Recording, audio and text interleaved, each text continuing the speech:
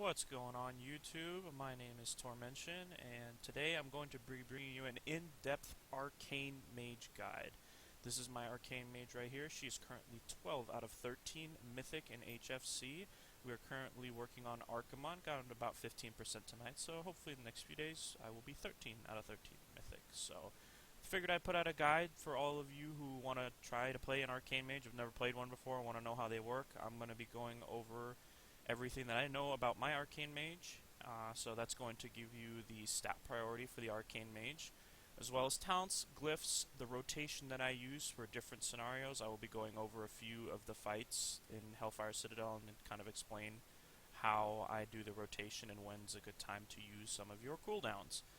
We will also be going over the BIS list, which is the one list that I've made for myself, kind of on what I'm going for, that usually goes off of the stat priority that we will be talking about as well. And then just a few tips and tricks that I've learned from using Simcraft and just going through the fights that might be able to help you maximize and get the most burst potential and the best DPS out of your Arcane Mage. So, without further ado, let's get right into it. First thing we're going to go over is stat priority. Stat priority for an Arcane Mage will be Intellect, Haste to 2300 Haste, Mastery, Multi-Strike, Crit, and Versatility. So what Haste does, it makes it so you can get out your Arcane Blasts and your Arcane Missiles out faster, which is technically your bread and butter. Those are going to be the biggest things doing your damage. And with your Trinket that you get from Arcamon, you already have your Arcane Blasts coming out pretty quickly, but the problem is that's only when Arcane Power is up. So it does help during Arcane Power, but you also want to be able to get them out while your burst phase is down so you can still do really good damage. Then Mastery. What our Mastery does, increases all spell damage done by up to 69%, which is whatever percent you have, based on the amount of mana the mage has unspent. What this basically means is you want to keep your mana bar as high as possible. You don't want to go out of mana unless you are bursting. We will cover that later in the rotation, but basically means the more mana you have, the more damage you will be doing. So you definitely want to stay high mana so you can get the most damage. Multi-strike, crit, and versatility you won't be worrying about too much. Multi-strike becomes more of a thing when you start getting into the 740 item level range and you're completely best in slot, and you basically, some of those pieces will give you mastery, which is what you want at the time, and the secondary stat will be multi-strike, so that we can get the multi-strikes to proc, a little bit more damage. It's overall simming better than crit and versatility, so that's why you're going to be choosing it. So, alright, let's see what we have to still cover. Let's go over talents then. Talents and glyphs, kind of do them together. So, the talents you're going to be using in the first tier, we got Evanescence, which is going to basically replace your ice block, makes you take no damage for 3 seconds, and you can use it while casting, which is really nice. Honestly, I haven't found too many situations. There's only one fight that I used Evanescence for, which was Mythic Zool, because of the chains. You don't want the chains to get on you. The moment he targets you, Evanescence just kind of negates that. Other than that, it wasn't really a big thing to use. Blazing Speed, honestly, it's not really a big thing because you, technically as an Arcane Mage, you're supposed to be a turret. You want to stand still. Most of your damage is going to be done standing still, so high movement, you have your blinks to get out of stuff, so you really don't need it. Ice Flows, you literally should have this almost every single time except that one time I mentioned. This basically lets your next cast be cast while moving. So with 3 charges, you can use it 3 times if you really got to get away from stuff. You have no blinks or you don't want to blink because it's just a quick step and you want to keep casting. Pop Ice Flows and you can move and cast, and they have a 20-second recharge, so it's really, really handy on most fights. Now, for the 30 tier, it's going to depend on your playstyle. For right now, I'm using Alter Time for Arcamon, so that way I can avoid some of the damage right as I get hit and go low. Instantly pops you back. What it does, I'll show it to you right here. Say you're casting, you're going to get hit with something, you can pop Alter Time when you're at full health, run all the way over here, do whatever you got to do to avoid it, take all the damage. You can either hit it again or wait for it to go on when it goes off here, and after 10 seconds, boom, takes you right back to where you hit it the first time, and you get all your health back. So it's definitely good for some situation if you know that that spot is going to be safe again, you know you're going to take damage. I'd use it for some fights. Honestly, I enjoy one of the other talents better, so we'll go right into that, which is Flame Glow.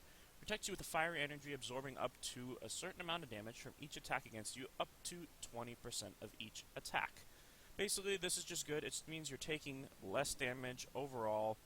Basically, any time you get hit, this procs on top of you, so you're taking less damage from every hit you're taking, which is good. It helps out your healers.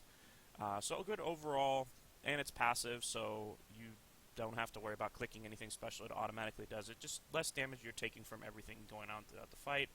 Ice Barrier, it's just too weak to use. I don't use it at all. It's only 43k shield. There's nothing in the game that literally it helps with, so honestly you will not be using Ice Barrier at all. Tier 45, honestly, there's not much of a contestant here at all. I'm going to be using Ring of Frost. Ring of Frost is going to be for ads if you know that you need to keep ads under control, like Socrathar. If you're on Socrathar, you want to help with that with your guild with ghosts, you can put the Ring of Frost down. It helps to root them so that your guild can slow them and do whatever else needs to be done to get those ads under control. It helps out with a lot of ads if you want to use them on Iskar. We've had that same thing, so the ads stay there. Gives our tank a second to round them up. But other than that, Ice Ward and Frostjaw you will not be using ever in a raiding scenario. Next is Greater Invis, Cauterize, and Cold Snap. Now, I always run with Greater Invis. It makes your invisibility instant cast, and you take 90% reduced damage while invisible and 3 seconds after. So if you know you're going to take a lot of damage, you pop your invis, it's instant, boom, you're invis, and if you pop it a little too early, it doesn't matter, it's going to last a few seconds, and you're going to basically take 90% damage. Once this fades, it'll still be ticking for about 3 seconds after. It's just good. It's a good little cooldown to have when you know you're going to take damage. Cauterize is just not really good, honestly. It's basically like a rogue's cheat death. You don't really want to use it. It's not gonna. It'll save your life, but overall, Greater Invis to be able to prevent a lot of that damage from happening is a lot better. Now, the 75 talent tier. This is where it's going to get really, really fun. So, you will not be using Nether Tempest. I never use it ever, so we'll skip it completely. Unstable Magic. Arcane Blast, Fireball, Frost Firebolt, and Frostbolt have a 15% chance to explode on impact, dealing an additional 50% of the damage to the target and to all other enemies within 8 yards. This is really good if you're doing single target burst. If you really need to burst something down, you want to use this. It's also going to pair very nicely with your level 100 talent if you take Prismatic Crystal. We will go into that a little bit later. Supernova you want to use on ad fights. If there's ads around, it basically does a whole bunch of damage, knocks them up, and the primary target you target is going to take 100% increased damage from this ability, so very, very, very nice for ads. You definitely want to use this during ad phases. It depends on the fight, honestly, that you don't want to take it. If you know the ads are not going to be... If the ads are going to be up too long, you probably shouldn't use it, and you know there's going to be more time to do single target damage. You will not be using Supernova. You will be going with Unstable Magic. Your level 90 tier, Mirror Image, Rune of Power, and Cancer's Flow. You will not be using Mirror Image. It just doesn't do the damage like the other two. Rune of Power is basically you can put a rune down on the floor. I'll show you what it does. Put it on my bar real quick. We'll just put it right there. Put a Rune of Power down. Anywhere where you stand, you see the nice little ring around there. You stand in there. You have the buff. You get 15% increased spell damage at all times. The only problem with this, you need to be able to stand on the rune. So a fight where you're going to be doing a lot of moving, you probably don't want to use this. So a fight, for example, like a Hellfire Assault, when you know you're going to be moving back and forth to be killing ads and you know you're not going to be able to stand still, you don't want to be using Rune of Power because you know there's going to be way too much movement. Now, a good fight that I use this on is Council.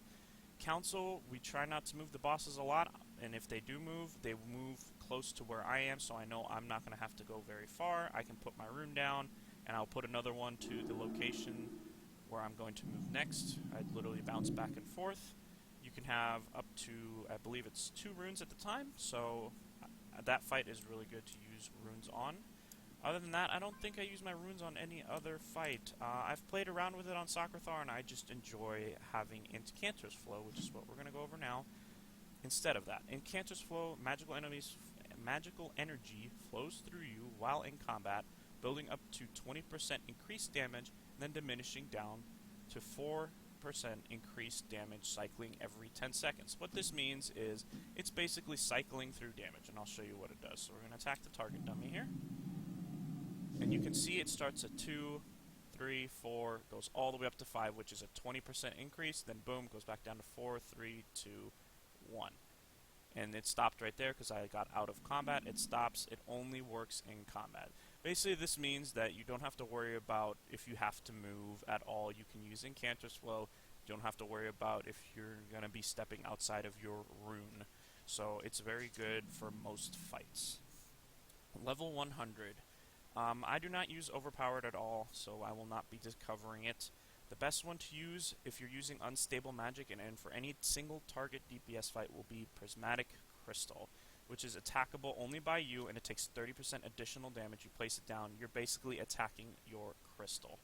So it just does a whole bunch of damage. You put it down, you're basically lining up with your arcane power, all your big damage cooldowns, and you're pumping damage into this thing. You want to put it down where if you know the boss is not going to be moving, or you're going to put it down in front of him where you know he's going to be moving towards, and that I'll cover in the tips and tricks as well. Arcane Orb is going to be for when you're doing AoE. I honestly find myself not using Arcane Orb except for Hellfire Assault, just because most of the time the ads don't survive long enough to be able to make Arcane Orb viable. So you will be using this for Hellfire Assault if you want. If you guys are struggling with that, definitely take it. It definitely builds up your arcane missiles, and it does a good amount of damage. So, alright. That is our talents. Let's go over our glyphs. Glyphs I use, Glyph of Slow. Arcane Blast spell applies the slow spell on the target. Just means that whatever you're attacking, it's going to get slowed. Very, very helpful for ads. That way if an ad comes out, you hit it.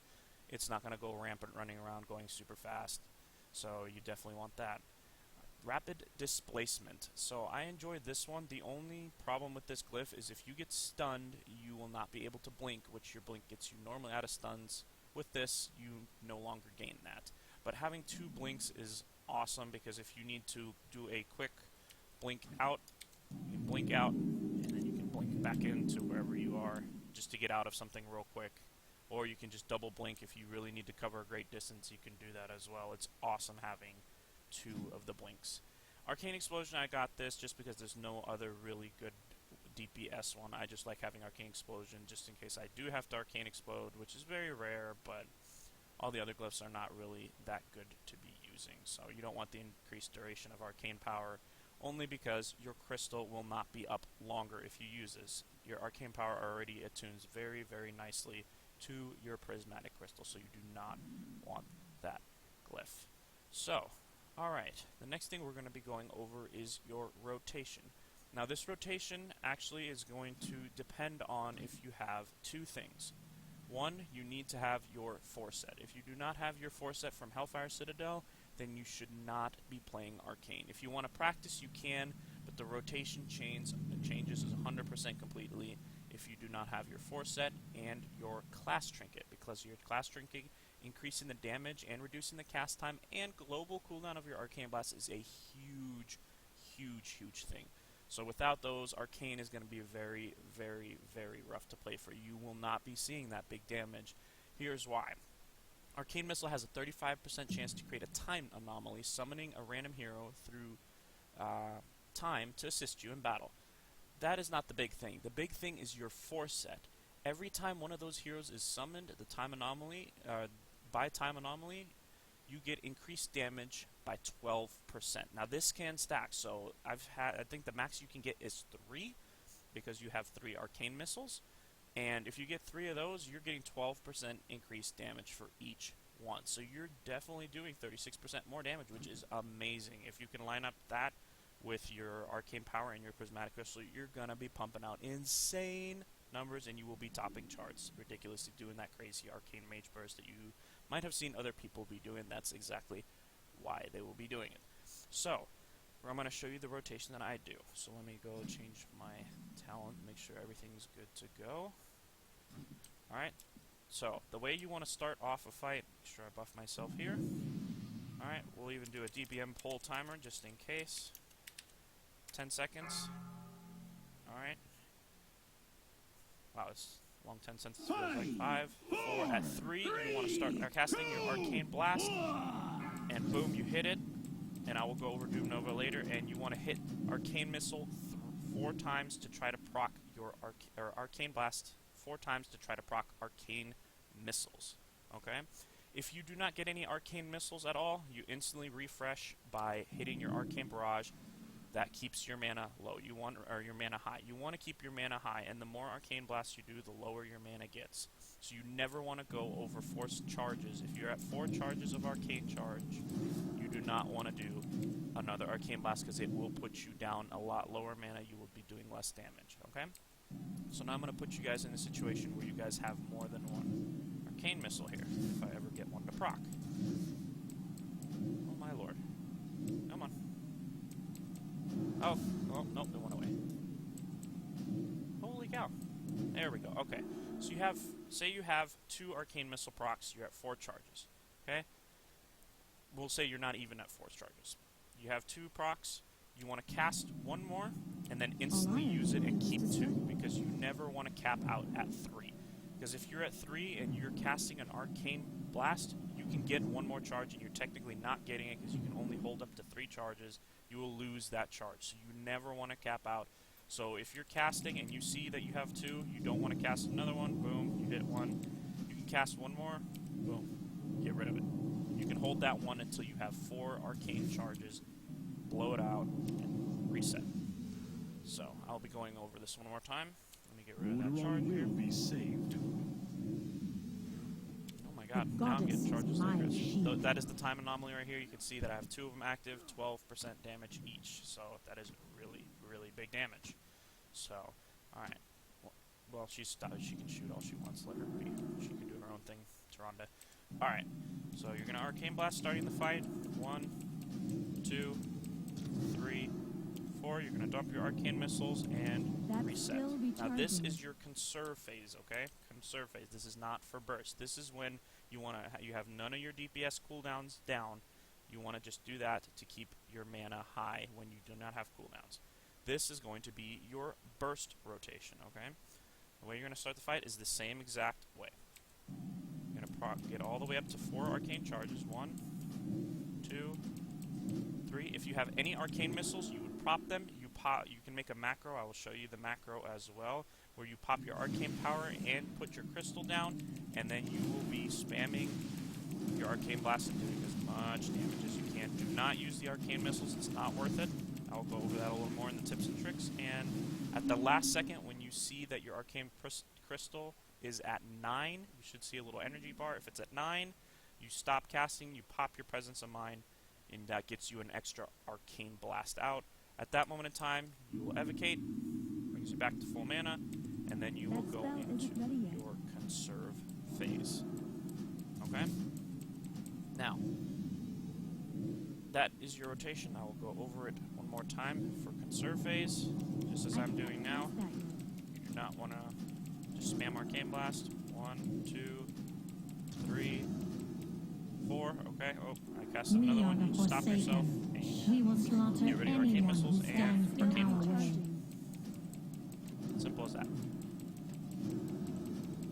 3, 4. Get rid of my Arcane Missiles and start over. Okay. You get one right here, you want to save it, okay? The longer you save it, the more Arcane Charges you have, right? And if you have 2 right here and you're at 3 charges, just do another Arcane Blast. As long as you're not capped on 3 Arcane Charges, you are fine. And you don't want to do an Arcane Blast when you have 4 of your Arcane Charges. Even if you're at full mana, don't do it. I've tried it. It just, you lose DPS. It's better to do it this way. Alright?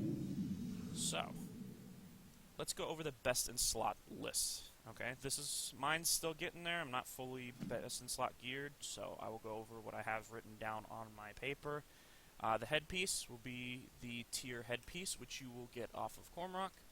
The neck will be the Vial of Immiscible Liquid off of Zool. I think it's a crit mastery. You will get that, and you will enchant it with either haste or mastery, depending on where your haste is. Like I said earlier, you want to stay above 2300 haste, okay? You definitely want to be over 2300 so you get faster Arcane Blast, and then the rest into mastery so you do that more damage. Okay, your shoulders, you're going to be Tyr. They come off of Zool. Your cloak is going to be, which one do I have written down? The one off of Kilrog, the Shawl of Sanguinarian Ritual, which gives, I believe, its Mastery Multi-Strike. I can check it up right here, but that is your best in slot one. We'll go over that. Off of Kilrog. Okay, yeah, so I was right. Mastery Multi-Strike, you want that, and you can enchant it for haste. Multi-Strike is going to come better for you in the long run if you're trying to get your best in slot and do the most damage potential you can. You'll be going for that one. Your chest piece will be Tyr. It's going to come off of Manaroth, sorry. Completely forgot where chests come from, apparently. And your bracers will be the Contemptuous Rich Guards, which are off of Tyrant, I want to say. Yep, that sounds about right.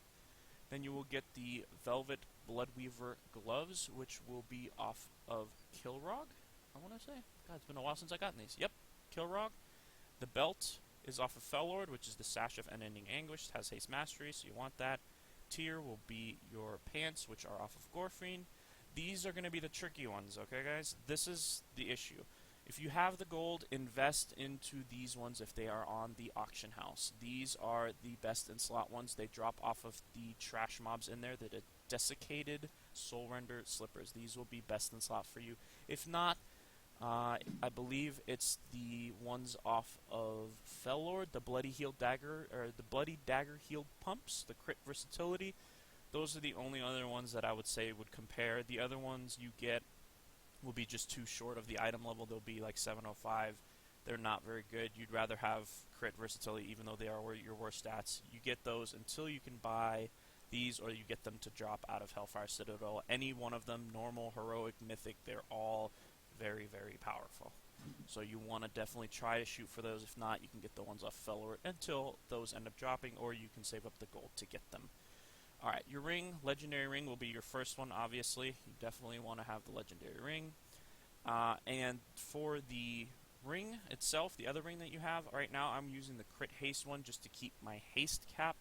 I believe there's another ring that you can get. Let's double check, make sure I'm doing this correctly. The other ring that you can get, don't know the name of it, so I'm trying to find out, is the Lothful Encrested Band. If you're good on your haste cap and you can afford to lose the haste, you want to get this one, which is off of Tyrant Velhari. It has Mastery Multi-Strike. As I said, if you have the haste cap and you're trying to go for more damage, Mastery Multi-Strike will be your way to go if you hit that haste cap. So you want to go for that if you are good to go. Alright, trinkets. You will be going with the Tome of Shifting Words, which is the class trinket from Archimond, and the Prophecy of Fear from Manaroth. The Prophecy of Fear is what you will be using if you are single targeting with the trinket. Okay? For AoE, you will be using the unblinking gaze, I want to say. It's in my bag somewhere. The heroic or mythic Iskar trinket from Shadow Lord Iskar. It's in here somewhere. Let me type it in. There it is. Okay, the unblinking gaze of Seath will be if you're doing arcane AoE. You will be using that one. That's only for, you mostly likely only be using that one for Iskar or for Hellfire Assault. So, and then the staff, there's no contest. It's going to be the Edict of Argus from Archimond, so you definitely want to get that one. It's got haste mastery, it's got everything you want. So, and I got lucky, mine's got a proc in it, so very, very nice. Oh, well there you go. You can see that again. Wrong button, but we'll go for it.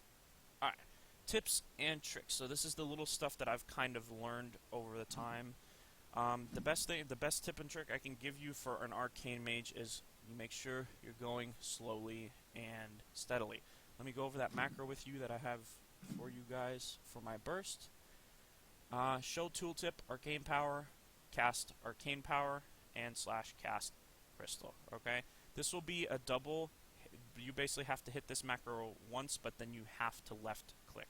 Because what it does, it's going to cast your Arcane Power and put that ring down where you can place your crystal. So you'll have to left click wherever you want to put your crystal, and it'll put the crystal down. It automatically touches the crystal, so you don't even have to worry about that. And boom, you can attack your crystal until it gets all the way down and disappears. Okay. The other little macros I have, the best one to help you out as well, is try to make a stop casting for your blink. This is really, really helpful if you're in the middle of a cast and something's going down. and you need to move, you stop casting, and you instantly blink. It helps save your life, so you don't have to worry about getting stuck there.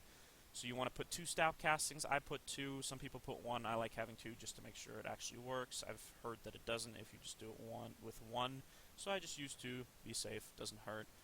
My interrupt one, I have it as mouse over just in case I need to mouse over something, hit my interrupt. Usually I'm not though. I'm usually interrupting my current target because I'm killing it. So I have a stop casting for that. And you can just get rid of, I can even get rid of the target equals mouse over because I don't really use it. It's just simple /cast counterspell. This just makes it so you stop casting, be in the middle of your arcane blast, you have to interrupt. Oh, I don't even have it on my bar. That's definitely problematic. So let's put it on the bar. You're casting, and you want to interrupt, it stops. Even if it doesn't work, that's the only thing. If it's on cooldown, it stops your casting. So. Alright, same thing with greater invisibility. Does the same thing. If you're about to take a whole bunch of damage, you're in the middle of a cast, you can greater invis, it stops the cast and puts you invis. You only have to hit it once. Very, very nice. Okay? Other macros I have are kind of irrelevant. They're mostly for just PvP and fun times, so don't have to worry about that. Now, the tip to Prophecy of Fear. This is the biggest one I've found out, and most of it is with the Arcane fight we're doing right now. So, the best case scenario is that your Prophecy of Fear, which what it does, right, it puts a mark of doom on some random thing. It has a proc that just randomly happens. It puts it on something that you're damaging. Best case scenario, it pops it on your crystal, because every time you do any damage to it, it explodes and does a whole bunch of damage to anything around the target and to the target itself. So, you want this to proc on your crystal. Sadly enough, there is no way to control that happening. The best case scenario is you put your crystal down, you hit it with 1 Arcane Blast, bam, there's your Prophecy of Fear proccing onto the crystal, and you just go to town, and you do a lot of damage. Now, if it procs on your crystal, that's when you want to use all your Arcane Missiles. If you have Arcane Missiles, if you're doing your burst rotation, we'll say I'm doing it, you want to use, every time you get 1 Arcane Missile, you use it instantly. You use them, because every time one of your Arcane Missile hits, boom, there it is right there. I'll see if I can show you, if I get another proc.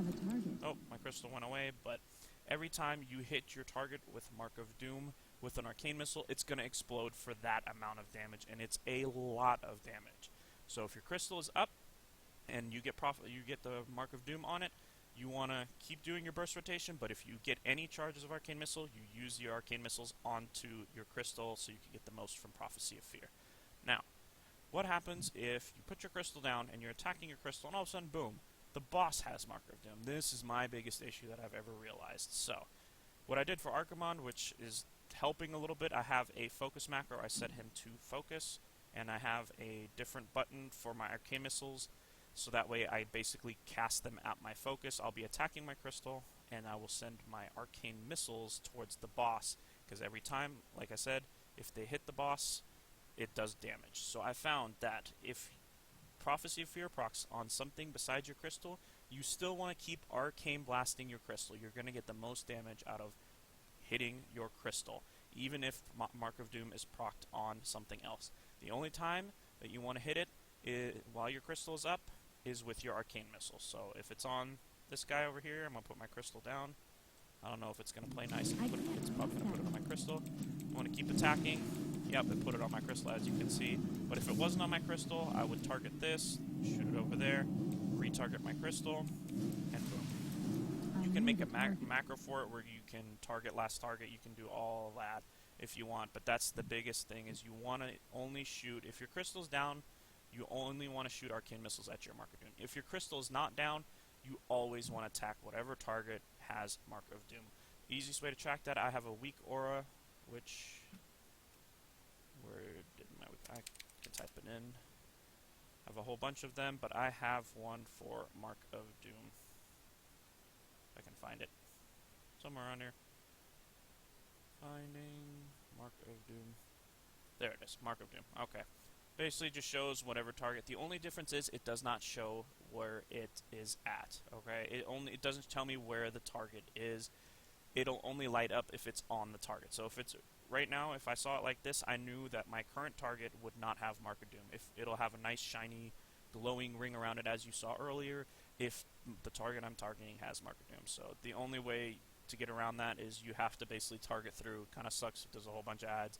You have to figure out which ad has your Mark of Doom. So, and sometimes it's almost irrelevant because if the ads die so fast, then your Mark of Doom is gone anyway, and you may only get maybe one tick of it. It happens. It sucks. There's no way to control it. So, yeah. Okay, guys, that is it for the Arcane Mage. So, if there's any questions, please let me know in the comments as well.